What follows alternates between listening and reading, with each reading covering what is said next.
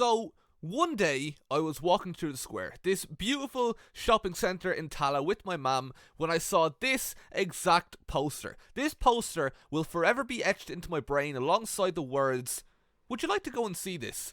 My heart racing, sweat is pouring from my head. Rob Conway from my 2007 WWE Annual, Rene Dupree from Bad Blood 2003, one of the only wrestling DVDs I currently own. I don't want to go to the show. I need to go to the show. So firstly, a bit of context. I'm 9 years old, not now, but back then I was 9 years old, and this show was being run by a promotion called Irish Whip Wrestling, once the home of Sheamus, Stu Sanders and Drew Galloway, but they were all gone at this point, and this was one of the first two Irish wrestling promotions alongside NWA Ireland. And I know people will say, "Oh, Irish wrestling didn't start 20 years ago, and, there were loads of shows back in the day, and, Finley's family ran a gym back in the 1960s. Don't care, still don't care. I don't care. I don't care. I actually don't care. Back in 2002, Irish Whip ran its first ever show. And do you know how many Irish wrestlers were on this show? Would you like to hazard a guess? I'll give you 1 minute to lock in your answer. If you guessed 0, absolutely fucking none, Finley's family gym from 1876 makes no fucking difference to the scene because by the early 2000s there was no Irish shows and no wrestlers trained in Ireland like there is today, then you would be correct. So, it's one of the first promotions. Just wondering, why is there no mention of IWW on the posters? Could it be that IWW is just a really stupid name and they're deciding to change it? I disagree. I think it's a very chantable name. IWW, IWW, IWW rolls off the tongue. I would love to see this show. I always like Rob Conway, but it clashes with Greece versus Russia Euro 2008 match, so I can't make it. I clearly don't love him that much then. I'm tired of all these fake Rob Conway fans, you know what I mean? Absolute glory hunters. The venue is handy out to get to, and the venue is the National Basketball Arena in Tala. And I'm really proud of this because I'm from Tala, and if you're not familiar with Tala, it's the sort of community where everyone loves and cares about each other. Like, for example, I remember one time during the really bad snow a few years back, people were cold, people were trapped in their homes, and we got together and tore down our local supermarket with a JCB. This place is wrestling royalty. I'm not taking the piss. These are genuinely some of the people who have set foot in Tala over the last few years. Eddie Kingston, Pentagon, Phoenix, MJF, Rob Van Dam, Bret Hart, Gunther, Pac, Joey Legend. They've all been here. Unfortunately, this is June 2008 and the first match announced includes some fella called the American Dragon, who to this day I've still never heard of. He's probably shite. Don't recognise the mask from anywhere. So yeah, these are the sort of no-names that you'll see on these shows. But anyway, he's set to face Doug Williams, but Doug Williams goes to TNA and Dragon apparently goes to Mexico, so we don't get to see either of these men wrestle on the show. Good news! I found the full card for the show and a review in case there's anything I might have forgotten. So here's the first indie show I ever witnessed. I grab a seat in the second row, literally in the middle of a family. The kids wandered around freely, eating sweets and stepping on my toes, while their pregnant mother yelled profanities at them. This continued throughout the night. Yeah, that was pretty much the Irish Whip Wrestling audience, just hyper children basically. Eamon Darcy enters the ring. He grabs the mic and gives us a warm welcome, but we can't hear him. The sound isn't working. He tries again and again, but the crew can't seem to solve the problem. Darcy starts to panic. I've been there. It's an awful feeling as the crowd eats you alive for a mistake that isn't your fault. With this empathy in my heart, I start hurling abuse at the man. Just dance! Darcy shuffle! The sound is eventually fixed. Eamon tells us what a great show this is going to be before disappearing to his announce balcony. He is so weird.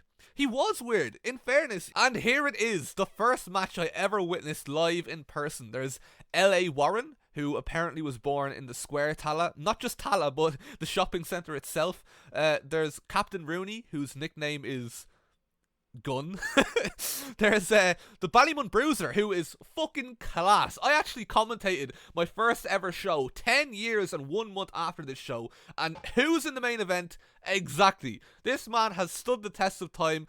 Okay, granted he's since retired, but still, big Bruiser fan. I don't know who anyone else in this match is. Andy Boy Simmons has apparently been wrestling for over 20 years. Connor Hurley is probably an old man now, considering this is almost 15 years ago. But it surprises me that the hurl hasn't been used as a signature weapon by any Irish wrestler on the biggest stage yet. I feel like it's been used before, but my prediction for the future of wrestling in the next decade is that this will be a major signature weapon used by an Irish wrestler in WWE or AEW. Payday Patterson. Apparently he's American. And it's funny, when somebody from America comes over, they usually have an aura about them that makes them feel like a bigger deal than they actually are. I'll never forget when I commentated the last Fight Factory show before the pandemic, there was a former WWE superstar on the card. Lisa Lace. She only had a 75-second match of the Iconics, but I don't care. Superstar. And I was buzzing. This is the second match for the Zero Gravity title. All matches held for this title were done so without gravity, so the wrestlers used to just float around, which is really cool. But again, there was Metal Master, another American superstar, Vic Viper, Bingo Balance, and Red Vinny. Red Vinny was actually deadly. The only proof I have of this is clips on YouTube that somebody recorded in 2006 with a fucking lamp. But my understanding of it is that Sheamus was seen as the superstar of Irish wrestling, but Red Vinny was the wrestler. And apparently he was nearly on his way to Ring of Honor before injuries absolutely fucking destroyed him. There's a podcast he did that I'll link in the description which explains it in more detail. Match number 3 was Madman Manson versus Dave Morales, who I believe is now Dave Mastiff. Match number 4, and we see the return of Andy Boy Simmons for a second match. Why is this? Because this was a TV taping. This is very important information. We will return to this. Match 5. Vic Viper returns for a second title match, and this time it's for the Ring of Honor World Championship against Nigel McGuinness. That was actually really cool. Match 6. Raven versus Bad Bones. I had no idea who Raven was. None. WWE didn't include him in any of the ECW revival stuff, so I literally didn't know who he was. This match was a Ravens Rules match, not to be confused with the no disqualification match, no holds barred match, hardcore match, and Extreme Rules match, but Raven absolutely decapitated Bad Bones with an inflatable hammer, so I thought it was great. Intermission. This is where things take a turn.